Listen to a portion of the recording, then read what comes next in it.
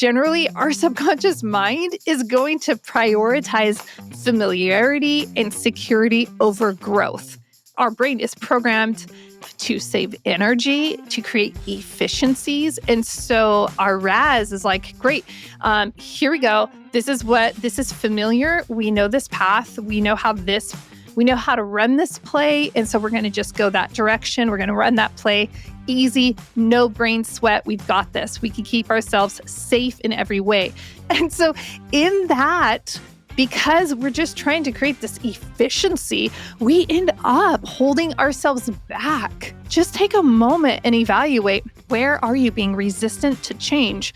What are some of the self-sabotaging behaviors you may engage in? Now, my type, that style of procrastination, may resonate with you, but you may have something different that you do, a different self-sabotaging behavior.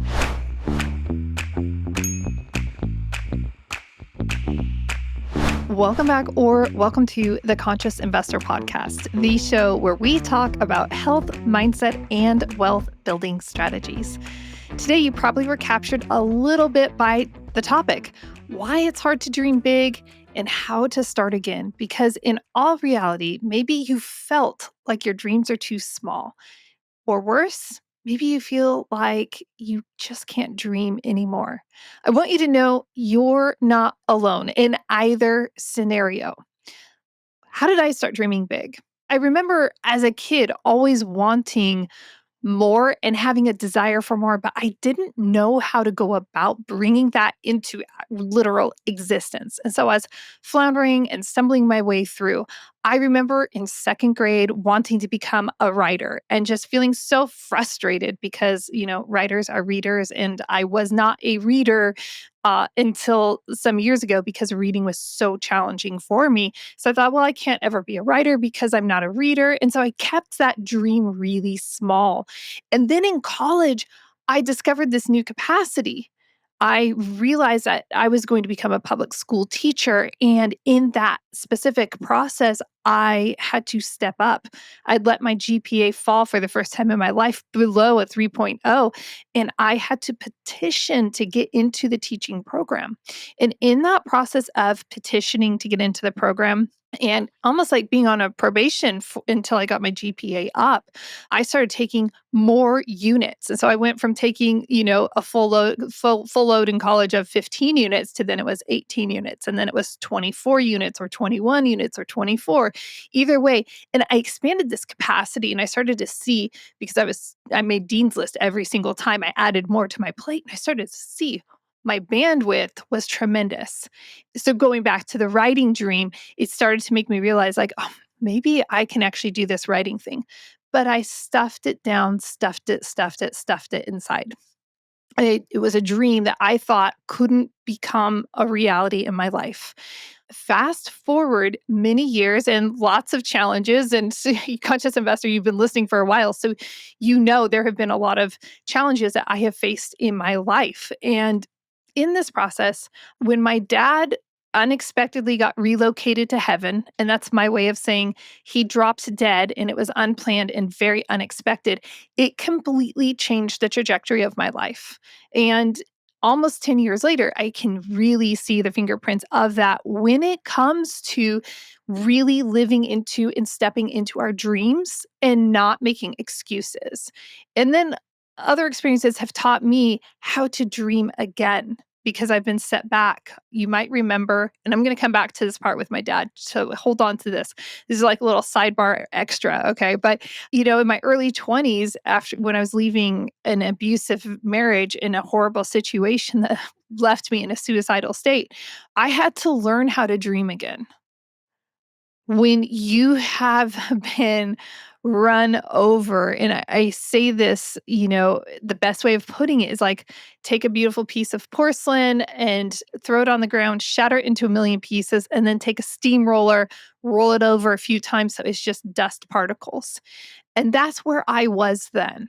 And so sometimes we have to learn to dream again because someone has hurt us or something has hurt us. Or maybe I had to learn how to trust myself again after I had the e commerce debacle, right? Remember when I had over like 125,000, like six figures, whatever, on a credit card, and my whole e commerce store got shut down, and it was really scary. And I had to learn how to recalibrate, how to dream again, how to trust again.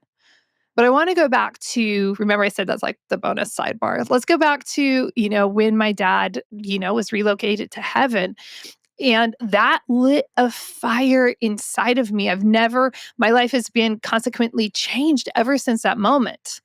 And in that period of time, I started to realize that I can't bank on tomorrow or tomorrow's tomorrow. I have to really show up and live into the dream right now today. Like, what is this that I have been entrusted with? So conscious investor, let me be clear. When I say dream or wish, all of those words to me are eluding. That's my way of communicating to you that we're talking about that substance that you have been uniquely entrusted with. God created you with unique DNA. Your DNA is not going to be replicated in history's timeline. Like realistically, it's not.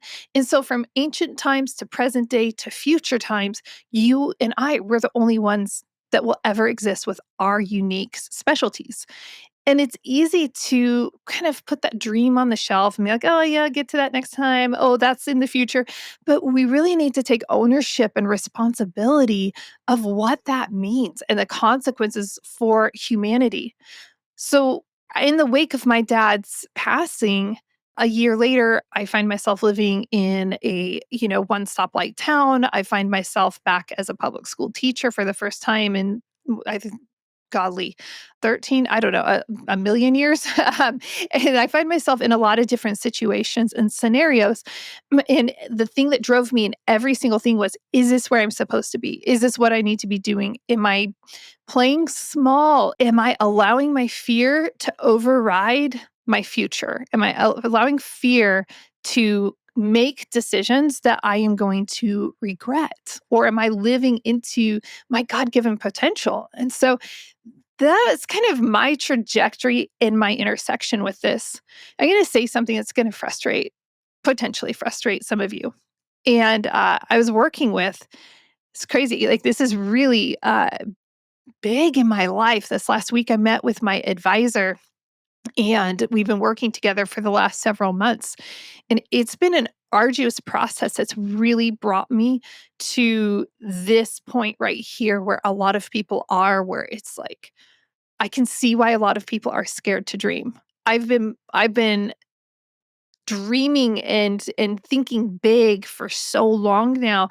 I actually lost touch with that ability to understand, like, why would it be hard for some people to dream big? And it's funny, I wasn't going to put this in this recording, but I just decided I will. But in this meeting, I kept hitting the wall. I kept hitting resistance, and I just simply didn't understand why. I showed up to my meeting with my advisor, Mark. He's amazing. And I just like, Mark, I don't know what's going on. And he asked some questions. He's really great at this. And he has a way of asking questions in a way that doesn't, make your defensive flare up and you get all frustrated. Like, he asked me a question, and he's just very calmly like, well, what do you think's behind that? And I really thought about it for a moment, and this might resonate with you too.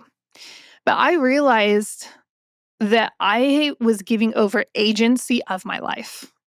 I was operating in FOPO, fear of other people's opinions, right? I was operating in this whole other paradigm that, I mean, conscious investor, I believe in personal freedom, agency over life, over oneself. And I also believe in allowing people to have their own opinion and accepting that that's not my responsibility, that their opinion is not my business at all. And so when I shifted in this moment, I realized, holy cow, I've like given over two of the foundational elements of my life. I've outsourced everything. And that's easy to do when we are big thinkers and we're trying to bounce new ideas and we're trying to build something that has never been built before, or maybe it's never been built in this way before, since there's nothing new under the sun. And what that did was I just, it was overwhelming to me. And my heart got deeply sad because I realized this right here is where most people operate. This right here is where most people live. Most people live in that I'm making decisions because of societal norms. I'm making decisions because of subconscious thinking. I'm making decisions because of my beliefs about other people in the world and what they may or may not believe about me. And like, whoa, this is crazy. And to see that as I'm building out, the wishmaker's life, the wish fulfillment, like all of that, to realize I'm wrestling with those elements. And I've been reclaiming agency over my life once again. But I want you to know it's like such a gray. To me, it was overwhelming and it was really saddening and frustrating. And it felt like every decision I was trying to make for the last month, it felt wrapped in fear, doubt, insecurity, shame, like all of these feelings that aren't my normal aspirational type feelings. And they're feelings from the outside world that I have no control over, and they're feelings that I'm putting on myself. And so as we talk about this today about, how to dream big or how to bring your dreams to dream again, I want you to know that this isn't something that it's like once you have it figured out, you're done and you're gonna, it's easy peasy. I want you to know that we can hit the wall when we're doing something new. And so I'm doing something new. And in that process, I inadvertently hit this particular wall. And so if you're in that position, know that this episode is going to serve you powerfully also. All of this could really be distilled down to say that we live in what I like to call the whole bubble wrapped world. I don't know if you've noticed that, but this bubble wrapped world is designed to keep us safe. And that's not where fulfillment is found. And so, in the rest of this episode, what I want to do for you, conscious investors, I want to do a deep dive and I want to give you a deeper understanding as to why dreaming big is actually difficult for a lot of us. Okay. And then let's talk about how we can break free from that and dream in boldness. We can have wishes that are the most wonderful magnitude ever. All right. So, first of all, let's dive into this whole bubble wrap mentality. We're going to talk about some things that may or may not make you uncomfortable or may resonate very deeply with you. So, we have these comfort zones, and really, comfort zones are these invisible boundaries that we can put on ourselves. And so, as we're talking about comfort zones, I want to give us when we say words like trauma or excited or fun or comfort zone, it triggers something different in each of us. Like we come up with a definition. So I want to give us, for this podcast episode, a working definition for comfort zone. So this is what we're going to use today for the context of this episode. And we're going to say it's a psychological state in which we feel safe, at ease, and in control. It's built from our past experiences, from routines, and our desire to avoid uncertainty. So there are some elements where we definitely have comfort zones. And all of these things lead to these four key elements. So I'm going to tell you what they are, and then let's go back and we'll kind of dive into them. But I want to give you like the high level, and then we'll talk about some of the nuances. Okay. So first of all of this, our whole comfort zone, these invisible boundaries, they create resistance to change. They create a confirmation bias. They create fear of failure or success. They also create this identity preservation. If none of that resonated with you, conscious investor, I would be very deeply surprised. All of these things, obviously, I'm creating this podcast episode, but all of these things resonate deeply with me in some capacity. And that resistance to change is something I want to dive into a lot deeper than some of these other ones. But we have this beautiful subconscious mind. And we've spoken about this, especially I think in 2023. I created a lot of content on the subconscious mind because I was nerding out on it. And I absolutely love the power of our subconscious mind. But let's talk about that. Generally, our subconscious mind is going to prioritize familiarity and security over growth. Yeah, I paused because I wanted to let you allow that to sink in. So, our subconscious mind, our reticular activating system, right? The RAS, that's so much easier to say. So, it's that operating system. And I'm sure you've heard this a million times. So, I'm sorry, but I just want to make sure if you haven't, that you we're talking about the same thing. Okay. So, you buy your new car, and next thing you know, you thought you bought the one and only orange Subaru in your area. And next thing you know, all you see are orange Subarus. I'm actually using that example because one of my friends where I live has an orange Subaru, and we pass on our road because we're neighbors, air quote neighbors, right? We live in proximity to each other, and so every time I pass this orange Subaru, I'm waving, and I realized one day, I'm like, oh my gosh, that orange Subaru isn't my friend. That's somebody else. So it's a friend I haven't made yet. And I realized then everywhere I was going, I was seeing orange Subarus, and they were not my friend's Subaru. They were someone else's. So it's just a fun way to say is that we are going to, our brain is programmed to save energy, to create efficiencies. And so our RAS is like, great, here we go. This is familiar. We know this path. We know how to run this play. And so we're going to just go that direction. We're going to run that play easy, no brain sweat. We've got this. We can keep ourselves safe in every way, physically, mentally, emotionally, spiritually. All the boxes are checked. Let's just take the path of least resistance. And so in that, because we're just trying to create this efficiency, we end up holding ourselves back. We are playing it small and we are playing it safe because we're staying in the familiar zone, and we're prioritizing that security over the growth. So, what happens when we do this is one, we end up shrinking our world down. We end up creating some self sabotaging behaviors. Hey, I can raise, if I'm raising two hands right now that I can create self sabotaging behaviors. How that looks for me is I will procrastinate because I'm scared of a task. It's a new task, it's foreign to me.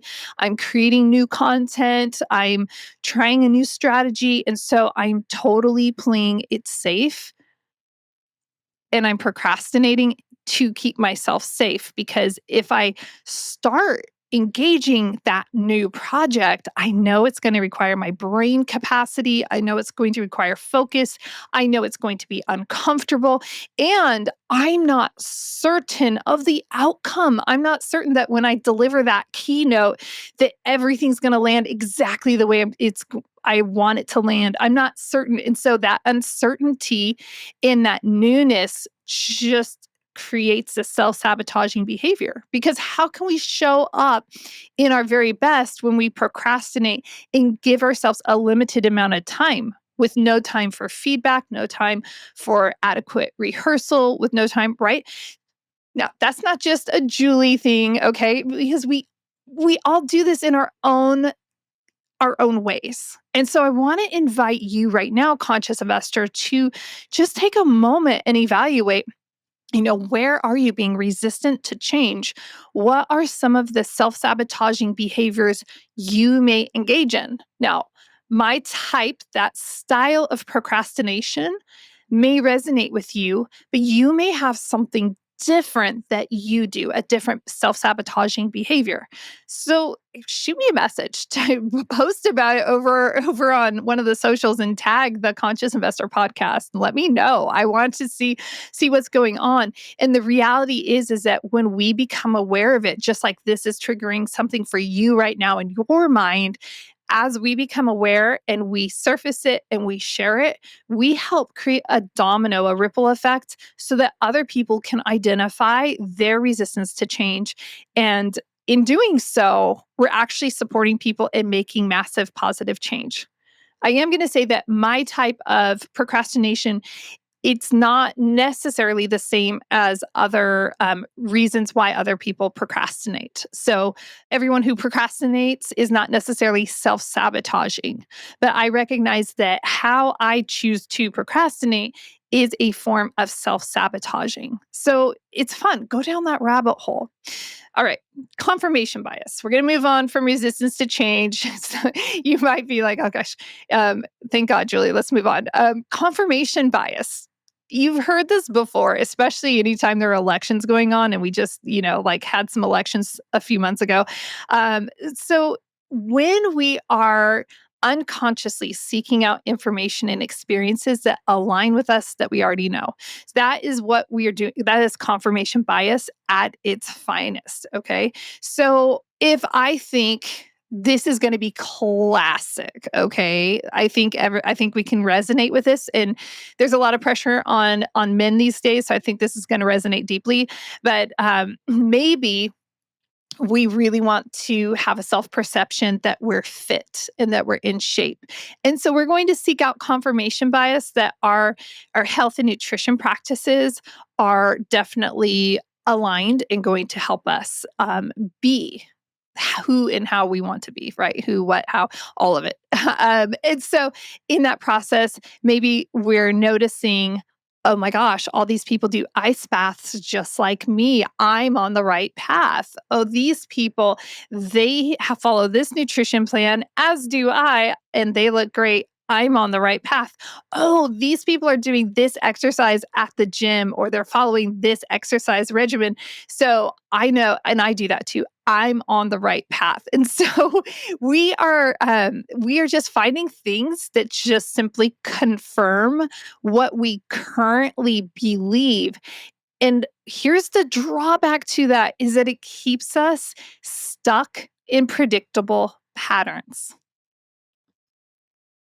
So now everything that we find, and let's just say that all of the algorithms definitely support this because I know that if I search for one thing, it's going to come up across my channels in my email box. Everywhere I go, I'm going to come across that content.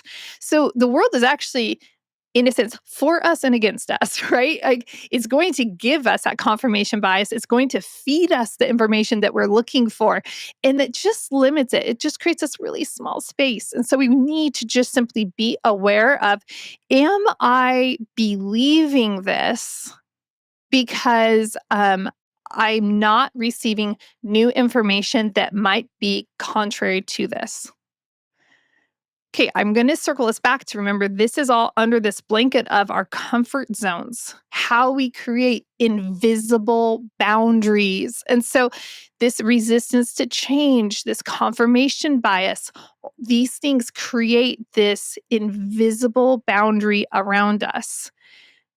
Now, this is one that many people struggle with. This is a third one. We have two more: fear of failure or success, and then we'll talk about identity preservation. I'm more excited about the latter, but we're going to start with fear of failure or success. And so, when we are trying to cross through those invisible boundaries, we are going to face resistance, and it's going to trigger our fears based in past experiences and our social conditioning. So we may or may not want to take the risks because we don't know. Are they going to lead to the personal growth we're looking for? Are they going to lead to the outcomes we're looking for? And so we have to be aware as to Am I afraid of the success that this may bring, or am I afraid of the failure this may lead to? And we need to do the deeper work in asking ourselves the questions as to when's the last time I felt this way? And what did I do then? Did I like that outcome? And what would I like to see in this specific situation? I'm going to leave it there. I have created some other content on, success and failure in 2024. So I would, just encourage you, if that's something you wanted to dive into, I would just do a quick little search on that. I really want to dive into identity preservation. Most of us stay in our comfort zone, and most of us are staying within these invisible boundaries because we just want to keep our identity familiar. We just want to be familiar with ourselves. And so it makes us our identity, our perception, it becomes challenged. I could take you through because I feel like I've had so many different extensions of my identity. And you have watched that over the years of this podcast. You've watched many of those identity shifts take place. And I want to encourage you to think they're not identity shifts as in, oh my gosh, that person's a brand new person. Is that person discovered another facet of who they're created to be, and they're learning how to step into that and how to be that other facet of it. It's not a change in, oh, that person's a different person. Their values, their morals, their ethics, their world beliefs and such are totally different. It means that they understand more about themselves, about their identity, about their place in the world, and it's expanding. But most of the time, we want to just stay in identity preservation mode. I'm going to share a story. This is, we'll see. How many of you, oh, come on, conscious investor. I have a feeling I'm not alone in this. Super Ed Steve and I were talking about this a couple of weeks ago, and I have that pair of pants. I have multiple pairs of pants. I have not changed sizes much over the last 25 years. And so I mean, like there are pants that I have right now that are like 20 years old. Okay. But then we all know that they're 20-year-old pants. And Super Ed Steve has some shirts in his closet, right? And the purpose of this is to say, when I picked up this pair of pants recently, I pulled it out of my drawer and I'm like, why do I still have these? This is actually kind of weird. And it was this big aha moment. And what I realized is that I was holding myself to this past identity of myself.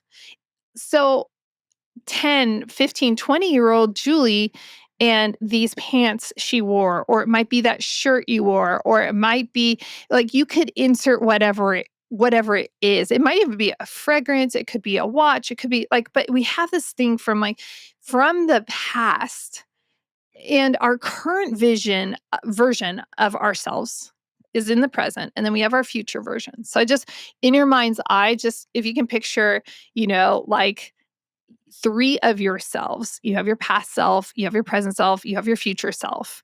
And in the present moment, I'm trying to still hang on to this past version, this past identity of myself via these pants. Insert anything you want, okay?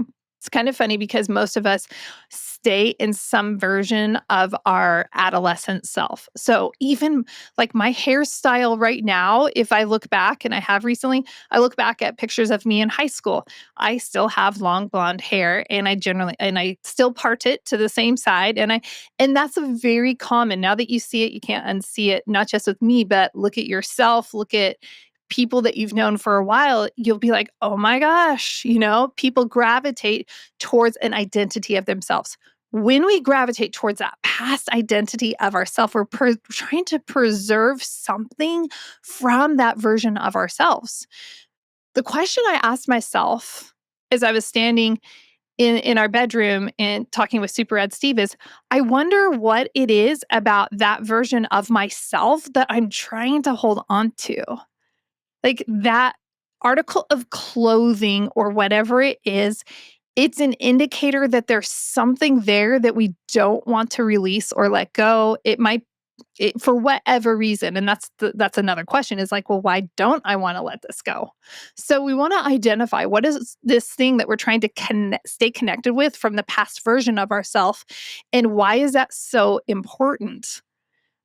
And we want to come back to our present self because the reality is that we're trying to grow into our future self.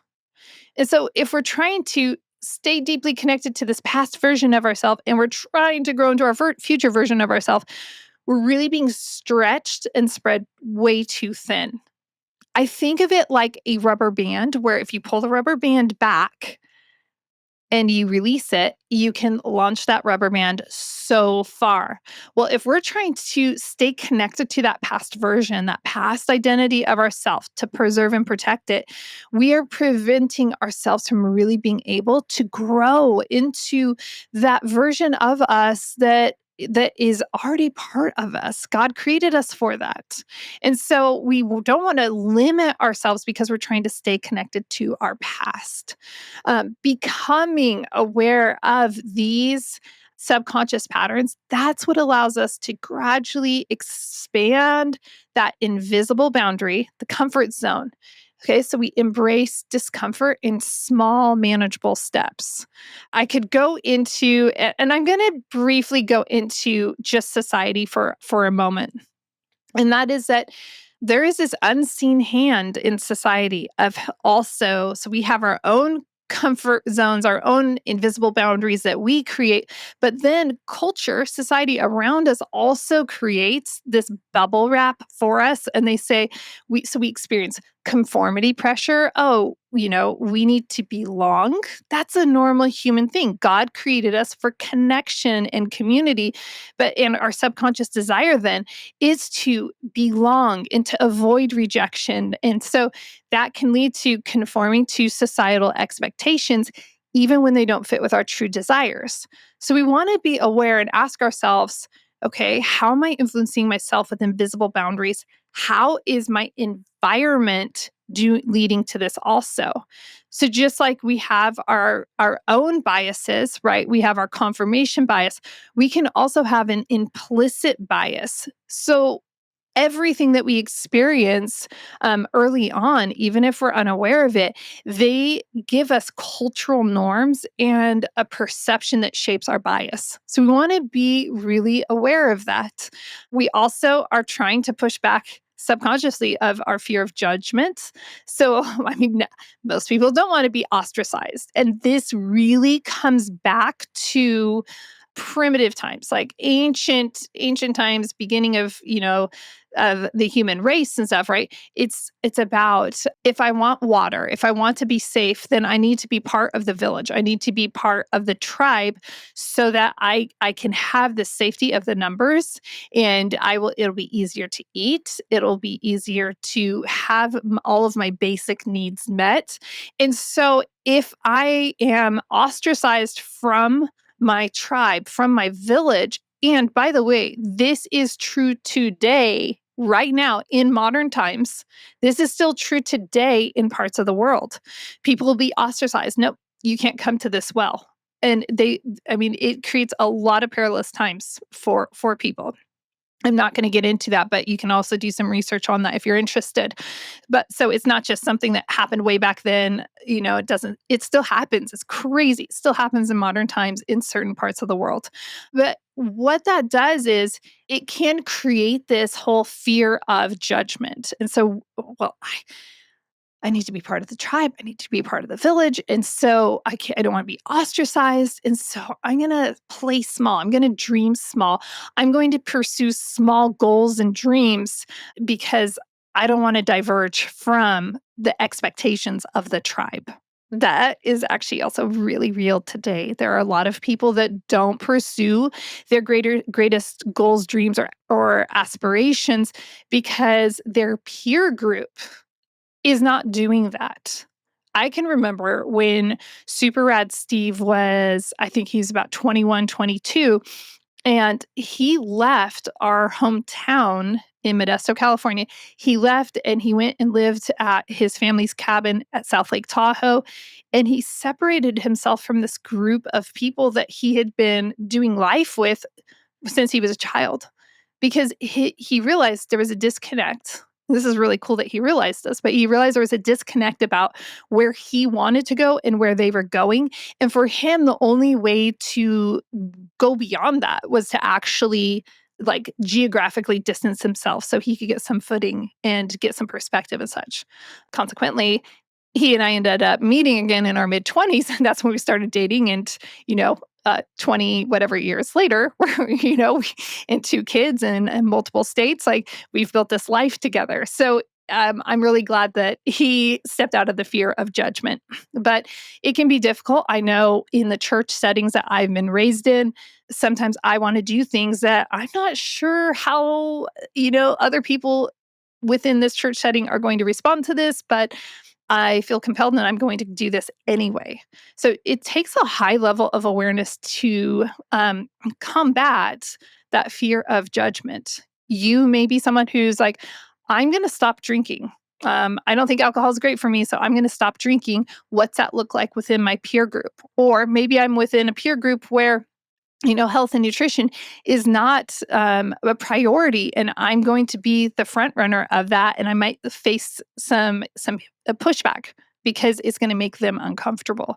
And we've talked about that before on the show, where our choices are going to make people uncomfortable, and that's not a bad thing. So, and then let's go ahead. I'm going to wrap this up. There's clearly so much more that I want to say that I could say. I guess I should have broken this down into 2 episodes, but I just want to encourage you as we're wrapping this up that we don't want to have success without satisfaction.